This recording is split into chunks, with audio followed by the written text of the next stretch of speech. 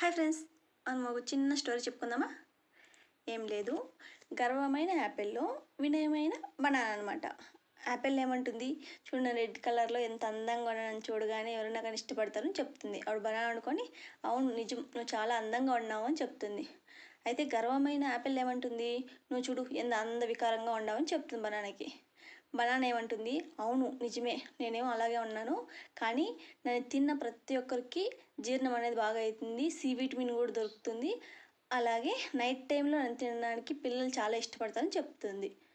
అవును నిజమే కదా అని ఆపిల్ అంటుంది. నీకు కూడా నిన్ను తినే వాళ్ళకు కూడా బ్లడ్ అనేది చాలా ఇంప్రూవ్మెంట్ అవుతుంది, అలాగే మన హార్ట్కి చాలా మంచిదని చెప్తుంది కదా అని యాపిల్ అంటుంది.